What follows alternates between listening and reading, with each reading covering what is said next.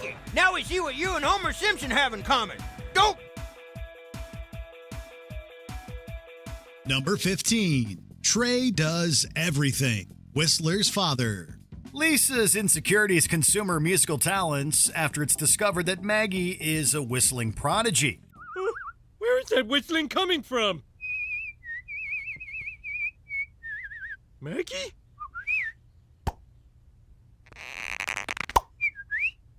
It is you!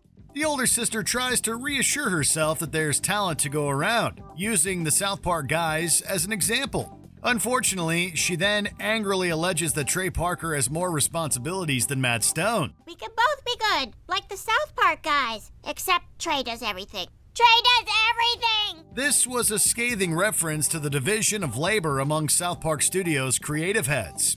Parker does a lot more writing, directing, and voice acting. However, Stone leads the all-important business side of things. Moreover, Parker considers his partner essential in coordinating the show's dense content and frantic production. It's like any time that you get a band, you can sit there and be like, okay, well, it's all Eddie Van Halen. But as soon as David Lee Roth leaves, you're like, that band. You know what I mean? And it's like, you know, and Eddie can sit there and say, well, I write everything. And it's like, yeah, but you're not Van Halen without David Lee Roth. While Stone's more direct creative work is usually uncredited, Lisa can rest assured that Trey hardly does everything. Number 14. Simpsons Reanimated. Treehouse of Horror 25. The Simpson family breaks down in a Treehouse of Horror story in which they encounter the ghosts of their original Tracy Ullman Show designs. Noble spirits, your time has passed. That was unmotivated. Don't have a cow, man. Shut up! Ay, caramba!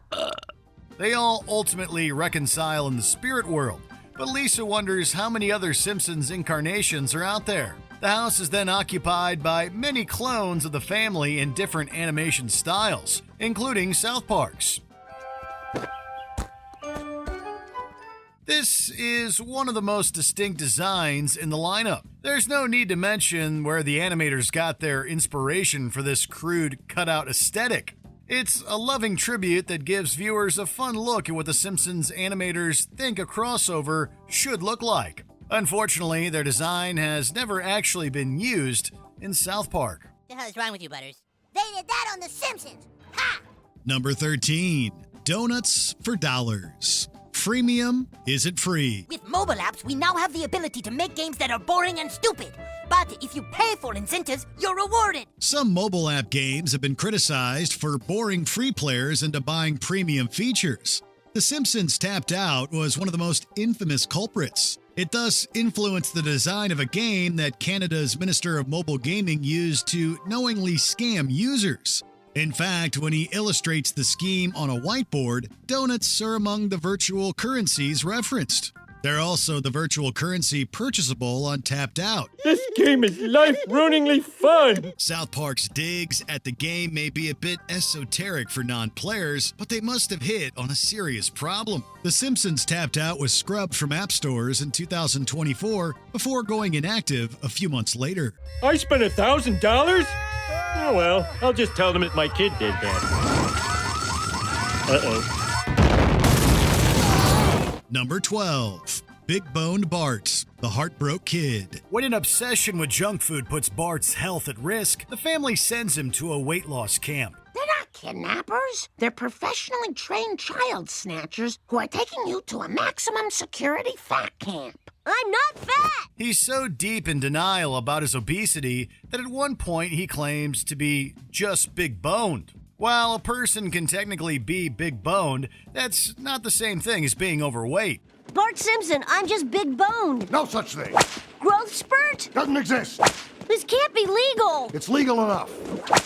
It's uncertain whether Bart was directly referencing South Park with this line. However, we've all come to associate the big bone defense with Cartman. The questionable excuse is popularized as one of Cartman's most famous catchphrases. Did any of you children see the alien spaceship last night? Yeah, Fat Boy saw it. Yeah, that was just a dream. And I'm not fat, I'm big boned. Oh. If these two portly delinquents aren't cautionary tales to be realistic about one's health, at least they've raised a red flag with the term big boned.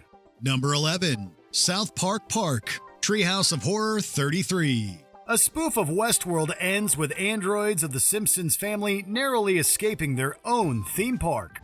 Well, we've driven for hours, and no one followed us. I think we're free. Well, what do we do now? Unfortunately, it is revealed that they are trapped in a remote landscape, covered with theme parks based on animated sitcoms. Among them is the perfectly named South Park Park. It had to be hard for the animators to pass up the opportunity for this hilarious wordplay. With all the trendy shows that were referenced in this 2022 side gag, it also displays just how iconic Stan Marsh's hat is. The Simpsons' dig at pop culture branding may in fact be perfect promotion for a real-life South Park park. It could only be more successful than Cartman Land. And the best part is, you can't come. That's right, because at Cartman Land, only I, Eric Cartman, can get in. Number 10. Hashtag cancel the Simpsons. The problem with A Poo. Mr. Hankey is finally driven out of South Park to find a place that will tolerate his insensitive humor. He'll have to find a place that accepts racist, awful beings like him. There are still places out there who don't care about bigotry and hate. That place ends up being Springfield, where the Christmas Poo is welcomed by A Poo Nahasapima Pedalon. This twist was foreshadowed by the episode title's obvious reference to the problem with A Poo, the documentary that led to The Simpsons retiring the titular stereotypical character. You are ashamed of me. Me, who has been as loyal to you as Gunga Din to Sergeant Archibald Cutter. That's exactly what I'm talking about. You're my uncle, bruh, and I love you, but you're a stereotype, man. The controversy was so great that the problem with A Poo ends with the hashtag cancel the Simpsons. Of course, that ironic statement was more a slight against cancel culture.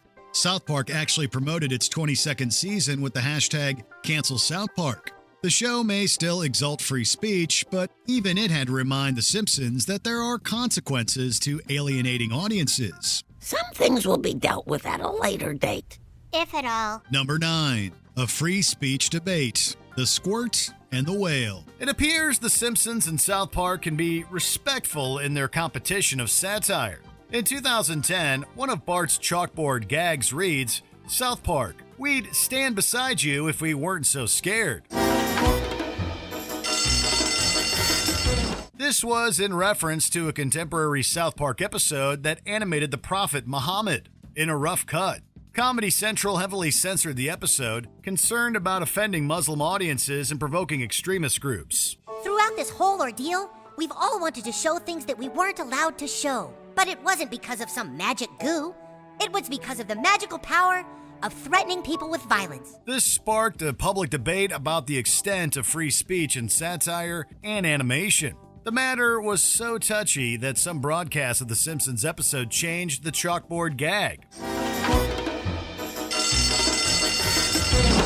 Nonetheless, the show took a neutral stance in the controversy, respecting both South Park's free expression and the value of practicing it with caution. Number 8. I Killed Kenny 6475. Homer the Whopper. When Bart and Milhouse discover that comic book guy created his own character, Everyman, they encourage him to publish. Actually, I like it. You what now?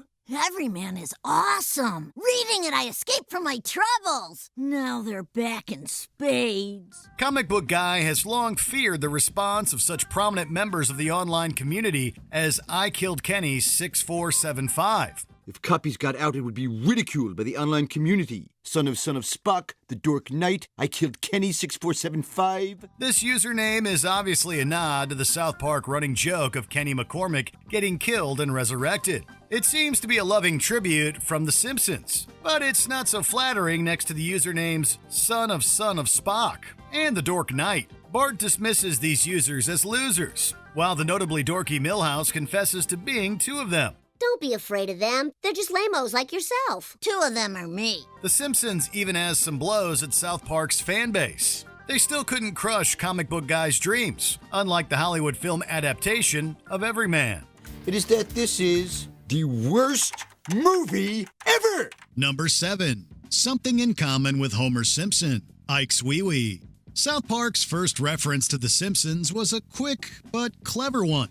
Mr. Mackey becomes a pariah after bringing marijuana to school for an anti-drug lecture. He's walking down the street when a driver shouts, "Hey, Mackey, now we see what you and Homer Simpson have in common.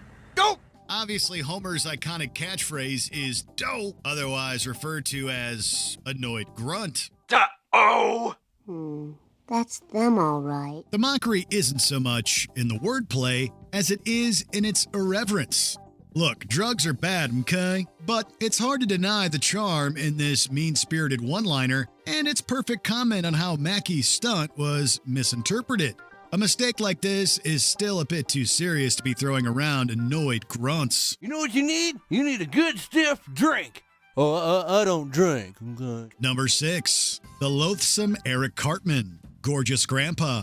When Grandpa Simpson considers returning to professional wrestling, Mr. Burns hypes up being a heel in and out of the ring. Would you ever consider throwing your wig back into the ring? Go back to being a villain? Oh, forget that. Being hated is the worst feeling there is. The acclaimed musical number High to Be Loathed alludes to several iconic villains in history and pop culture, including Eric Cartman. There is, of course, no debating that Cartman is a bad influence on South Park. Still, it seems pretty harsh to compare him to the likes of Chucky, Darth Vader, and Joseph Stalin. Chucky, Stalin, Megatron, Eric Cartman, Donkey Kong. Cartman literally appearing in Burns' shadow is bad enough. Both figures' popularity may also speak to some value in villainy.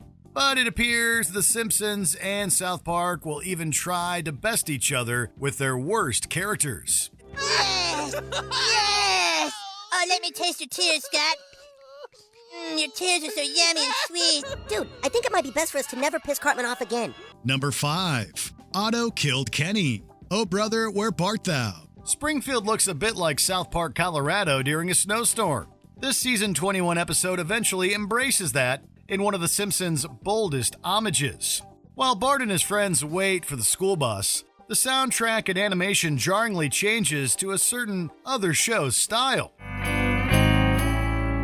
My dad is such a jerk. I want a baby brother and he said no. Maybe you could trick your parents into making a baby, the way my mom nearly tricked Charles Barkley. The kids are even wearing the same wardrobe as their South Park counterparts, complete with a parka that muffles Ralph's speech. When he is then struck by the bus, Otto exclaims that he killed Kenny. Oh my God, I killed Kenny! Ralph! No, I killed Kenny yesterday. What did I do now? Well, somebody named Kenny. This offhand gag caught viewers off guard. The Simpsons rarely acknowledges other animated sitcoms this explicitly, let alone openly rips them off. The show clearly has particular feelings about South Park, positive or negative. Number 4. Cartman and the Bartman. Cartoon Wars Part 2. This is manipulation at its highest level. You should let me handle this. I'm a pretty bad kid. Really? Can you believe there was a debate over whether Eric Cartman is a worse kid than Bart Simpson? At least they have a mutual competition in Family Guy. The opportunity to get the show canceled brings Cartman and a boy who looks suspiciously like Bart to the offices of Fox.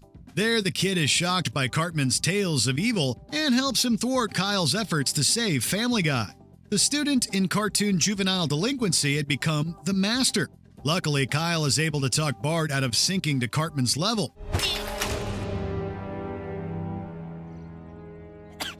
Thanks, kid. It was all a formal declaration that the Simpsons' dysfunctional characters couldn't compete with South Park's. That didn't stop Cartman from getting even worse from there. I know how it feels to want to take over and rule the earth and have everyone else be your slaves.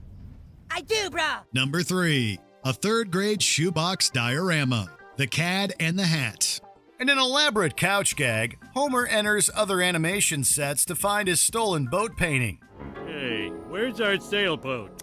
Oh, you really tied the room together. His first stop is a snowy town, which he says looks like a third-grade shoebox diorama. It's no wonder some kids welcomed him with a barrage of indiscernible screaming and swearing. Did you steal my painting?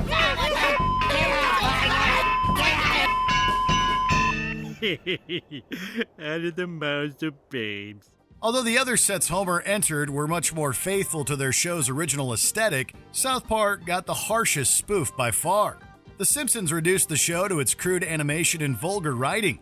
Homer's remark, out of the mouths of babes even belittles Trey Parker's social satire. I was shocked and appalled. Whether this critique was fair, it's one of the most mean-spirited that The Simpsons ever made to another show. Number 2, cartoon violence, the Bart of War. After South Park's classic spoof, Simpsons Already Did It, war was declared with the Bart of War. The episode opens with Bart and Milhouse watching a fictional episode of South Park, in which the gang attends a benefit concert just to drop celebrity names. A robot then farts out O.J. Simpson for a gory rampage. This is right up the itchy and scratchy fans' alley. But clearly, the show's crude animation and writing style are not to the taste of the Simpsons staff. Kids, that cartoon's not life-affirming. We're going to watch a show about the everyday problems of angels. Bart's ironic praise of South Park's freshness after a fraction of his show's episode count suggests that Comedy Central's biggest hit lacks longevity. Years later, though, The Simpsons and South Park are still going strong and going at it. Dude, can I go before you?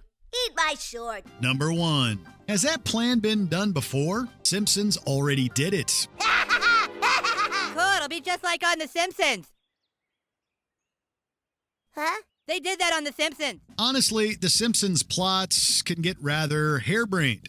They certainly spoke to Butters' supervillain alter ego, Professor Chaos, even though he'd never watched the classic sitcom. He just coincidentally considers disturbing South Park by blocking out the sun, beheading a public statue, and more. The assumptions that he's paying homage eventually distress Butters so much that he imagines being in the Simpsons universe.